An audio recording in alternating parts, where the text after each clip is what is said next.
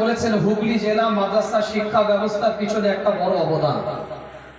এই হুগলি জেলা মাদ্রাসা শিক্ষা ব্যবস্থার পিছনে বড় অবদানের যিনি গুরু দায়িত্ব নিয়েছিলেন তিনি কিন্তু ফুরফুরার পীর মুজাদ্দিদ জামান কুতুবুল আলম পীর আবু বকর সাহেবের উদ্যোগে আজকে রাজ্যের কৃতি ছাত্র ছাত্রীদের সংবর্ধনা। তো আমার পূর্বে মাদ্রাসা বোর্ডের সভাপতি শেখ আবু তাহের কামরুদ্দিন সাহেব যে বক্তব্য দিয়েছেন, এরপরে বক্তব্য দেওয়াটা কিছুই অবশিষ্ট থাকে না বলে আমি মনে করি। কিন্তু চতুর্মুখী বক্তব্য দিয়ে সমাজকে একটা দিক নির্দেশনা দেওয়ার মতন একটা বক্তৃতা দিয়েছেন। তো আমি একজন পীরজাদা হিসাবে শুধু দুটো কথা বলবো আপনাদের কাছে। আজকে ফুরফুরা শরীফের ঐতিহ্যকে ফিরিয়ে তুলেছে বা ফিরিয়ে এনেছে আজকের এই অনুষ্ঠান। উনি বক্তব্যের শুরুতে বলেছেন হুগলি জেলা মাদ্রাসা শিক্ষা ব্যবস্থার পিছনে একটা বড় অবদান। এজন্য ফুরফুরা শরীফের ঐতিহ্যকে ফিরিয়ে এনেছে, যেহেতু তার মাতৃভূমিতে, তার জন্মভূমিতে আবার মাদ্রাসার ছাত্র ছাত্রীরা এই বছরে যারা কৃতি ছাত্র ছাত্রী তাদেরকে সম্বোধনা দেওয়া হচ্ছে, যে মানুষটা মাদ্রাসা শিক্ষা ব্যবস্থার সাথে একটা বড় ধরনের অবদান জড়িয়ে আছে। উনি ইতিহাসের মধ্যে দিয়ে বলতে গিয়ে বলেছেন 1780 খ্রিস্টাব্দের পূর্বে মাদ্রাসা শিক্ষা ব্যবস্থা 1779 খ্রিস্টাব্দে প্রতিষ্ঠিত হয়েছে। পরবর্তীতে 1780 খ্রিস্টাব্দে আলিয়া মাদ্রাসা ফুরফুরা শরীফের ঐতিহ্যকে ফিরিয়ে এনেছে, যেহেতু তার মাতৃভূমিতে, তার জন্মভূমিতে আবার মাদ্রাসার ছাত্র ছাত্রীরা এই বছরে যারা কৃতি ছাত্র ছাত্রী তাদেরকে সম্বোধনা দেওয়া হচ্ছে, যে মানুষটা মাদ্রাসা শিক্ষা ব্যবস্থার সাথে একটা বড় ধরনের অবদান জড়িয়ে আছে।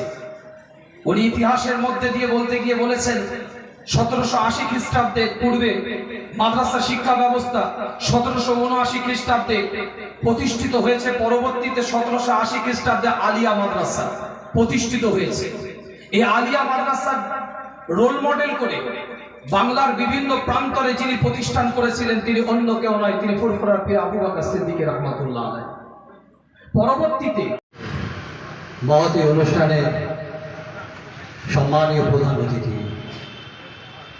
মাদ্রাসা শিক্ষা পর্ষদের শুধু সভাপতি নয়, এই মুহূর্তে সারা রাজ্যের মাদ্রাসা শিক্ষক শিক্ষিকা শিক্ষাকর্মীদের অভিভাবক হিসাবে যিনি দায়িত্ব পালন করে চলেছেন, যারা আবু তাহের মোহাম্মদ কামরুদ্দিন স্যার, আজকের এই অনুষ্ঠানে তার উপস্থিতি আমাদের অনুষ্ঠানে শ্রীবৃদ্ধি ঘটিয়েছে। আমি মাদ্রাসা শিক্ষক শিক্ষাকর্মী সমিতির সকল সদস্যের পক্ষ থেকে, বিশেষ করে হুগলি জেলার প্রত্যেকটি শিক্ষক শিক্ষিকা শিক্ষাকর্মী বন্ধুদের সাথীদের পক্ষ থেকে সভাপতিকে জানাই আন্তরিক কৃতজ্ঞ চিত্তে অভিনন্দন।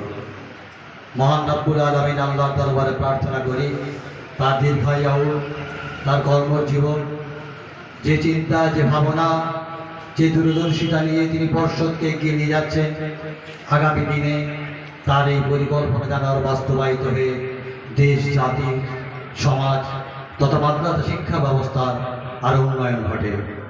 মঞ্চে উপস্থিত আছেন আমাদের সংগঠনের সম্মানীয় সভাপতি জনাব রফিকুল ইসলাম সাহেব, কনভেনার প্রাক্তন সম্পাদক সৈয়দ শফাকত হোসেন, আছেন আমার সহযোগী যোদ্ধারা, যাদের অনুপ্রেরণায়, যাদের সঙ্গে থাকার কারণে বিগত 3 বছর ধরে এখানে আমি অনুষ্ঠান করতে পারছি, সেই আমার প্রধান শিক্ষক শিক্ষিকা বন্ধুরা সাথীরা, সর্বোপরি আপনারা এখানে বহু সহশিক্ষক যোদ্ধারা বন্ধুরা, যারা মাদ্রাসা শিক্ষার আন্দোলনের অন্যতম নায়ক, যারা মাদ্রাসা শিক্ষার ব্যবস্থাকে চরম উন্নতি পর্যায়ে পৌঁছে যাওয়ার ক্ষেত্রে যারা যুগ যুগ ধরে ভূমিকা পালন করে চলেছেন, সেই আমার শিক্ষক বন্ধুরা।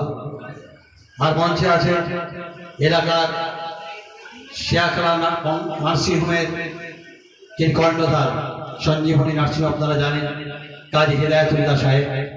আপনার ভাবলেন নার্সিংহোমের কর্ণধারের অনুষ্ঠানের সাথে কি সম্পর্ক আছে?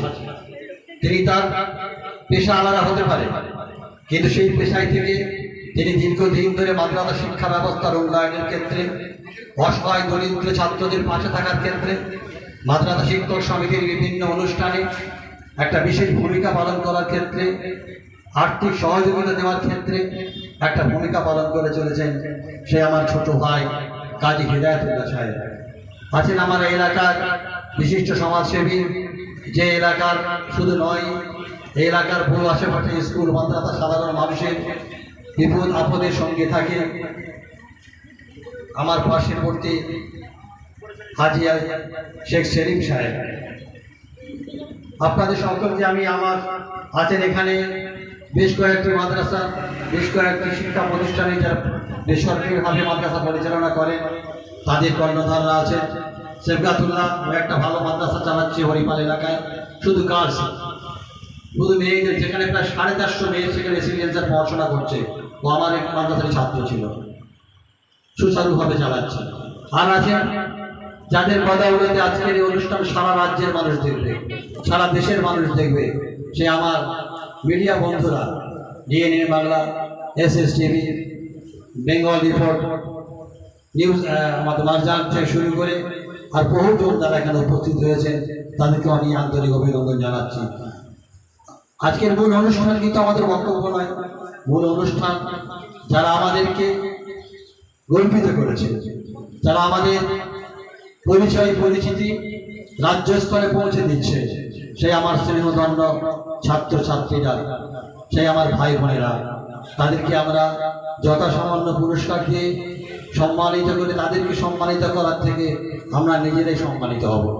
এখানে বহু মাদ্রাসার প্রধান শিক্ষক আছেন, সুপারিনটেন্ডেন্ট আছেন, মাওলানা সাহেবরা আছেন।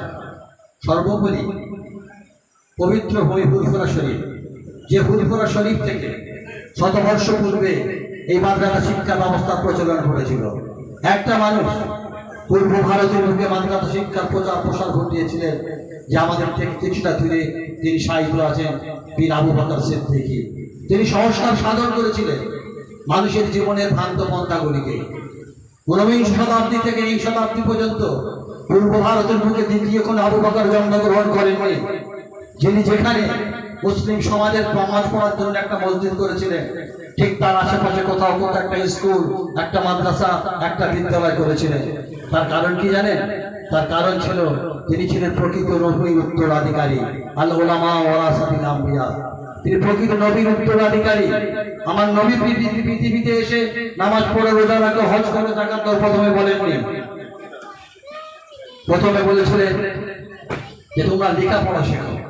তাই দাদা হলেন কেবল সেই কাণ্ডটা আমরা শুরু করেছিলেন। আজকে বহু মাদ্রাসা তারই প্রত্যক্ষ বা পরোক্ষ হয় প্রতিষ্ঠিত। আমরা মাদ্রাসা শিক্ষক শিক্ষাকর্মী সমিতি একটা সংগঠন, প্রায় 50 বছর ধরে আপনার আমার মতন বহু শিক্ষক যারা আজ পৃথিবীতে বেঁচে নাই, আজকে যে সুযোগ সুবিধা আপনি আমি ভোগ করছি, আজকে যে সুযোগ সুবিধা আপনার সন্তানরা ভোগ করছে, আগামী দিনে যেটা ভোগ করবে, করে গিয়েছিল আপনার আমার মতন কোন শিক্ষক, যে হুগলি হতে পারে, বর্ধমান হতে পারে, বিহার হতে পারে, সারা পশ্চিম বাংলার যে কোনো জেলার হতে পারে। তাদের সে অক্লান্ত পরিশ্রম, নিষ্ঠা পরিশ্রম, সততার সাথে, স্বচ্ছতার সাথে, নিষ্ঠার সাথে যে পরিশ্রম করে গিয়েছিলেন, তার ফসল আমরা পাচ্ছি। মাঝে মাঝে দুঃখ হয় আমার শিক্ষক বন্ধুদেরকে, যে কোন অনুষ্ঠানে অনেকবার আহ্বান জানাতে হয়, অনেকবার সমঝোতা করতে। কেন? যাদের পরিচয় আমাদের পরিচিতি, এই ছেলে মেয়েদেরকে পড়াচ্ছি বলি তো আমাদের পরিচিতি, এই ছেলে মেয়েদেরকে পড়াচ্ছি বলি তো গভর্নমেন্ট আমাকে পয়সা দিচ্ছে। আমি কেন তাদের পিছনে খরচ করতে পারবো না? কেন তাদেরকে উৎসাহিত করতে পারবো না?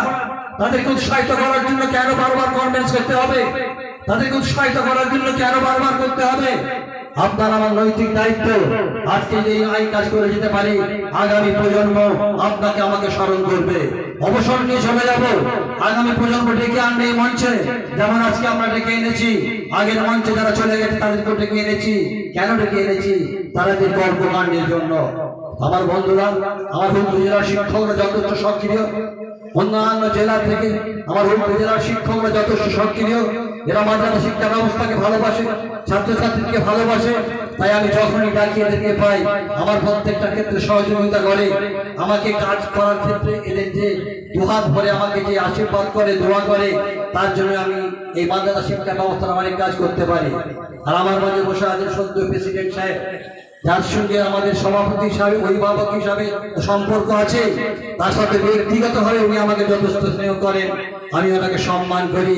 তার একটাই কারণ, একটা মানুষ যে ভাবছে চেয়ারে বসে শুধু নিজের কথা ভাবে না, চেয়ারে বসে সমাজের কথা ভাবছে, মানুষের কথা ভাবছে, উন্নয়নের কথা ভাবছে, সমৃদ্ধির কথা ভাবছে। তাই জন্য আমরা সব চেষ্টা করেছি যে আপনি অনুষ্ঠানে চলুন, আমার শিক্ষকরা অত্যন্ত খুশি হবে। তা আমি তাকে অভিনন্দন জানাবো। আমার এখানে আরো সহযোগিতা করেছে বেশ মানুষ আছে। এই অনুষ্ঠান করতে গিয়ে শুধু মাদ্রাসা শিক্ষকরা মাদ্রাসাতে আমার আর্থিক সাহায্য করেছে তা নয়, বেশ কয়েকটা স্পন্সর যারা মাদ্রাসা শিক্ষা ব্যবস্থাকে ভালোবাসে বলে আজকের এই অনুষ্ঠানে তারা আমার সাথে এগিয়ে এসেছে। আমি তাদেরকে শিক্ষকদের পক্ষ থেকে, শিক্ষক সমিতির পক্ষ থেকে আন্তরিক অভিনন্দন জানাবো। পীর যারা তামিমুল সিদ্দিকী, যার সঙ্গে আমার আর বিশেষ সম্পর্কিত আছে। তা সত্ত্বেও যিনি একটা শিক্ষা প্রতিষ্ঠান চালাচ্ছে, আলফারা মিশন, যে মিশনে ছাত্ররা আমার মাদ্রাসা থেকে পরীক্ষা দেয়। এবছরে আমার মাদ্রাসায় যে আলেমে তৃতীয় স্থান অধিকার করেছে, সে আমার মাদ্রাসার মাধ্যমে যে পরীক্ষা দিয়েছে, সে ছাত্র পড়াশোনা করেছে কিন্তু আলফারা মিশনে। এরকম আরো এখানে এসেছে মাদ্রাসা, আপনার আমাদের আরেক সিনিয়র মাদ্রাসা, হেরোপাড়া সিনিয়র মাদ্রাসা, যারা র্যাঙ্ক করেছে, সে ছাত্র কিন্তু পড়াশোনা করে বসিরহাটে। তো আজকে এই মিশনগুলো থেকে অনেক ছাত্র এসেছে, যেখানে আরো এসে উপস্থিত হয়েছে অনুষ্ঠান চলাকালীন। আমার শাহিদ আকবর ভাই নবমিয়া মিশনের যিনি কর্ণধার, যেখানে প্রায় 950 ছেলে মেয়ে আবাসিকভাবে পড়াশোনা করছে, ও ছেলে বিনা পয়সায় পড়াশোনা করছে। আমি যখন বলি, যে অবস্থায় বলি,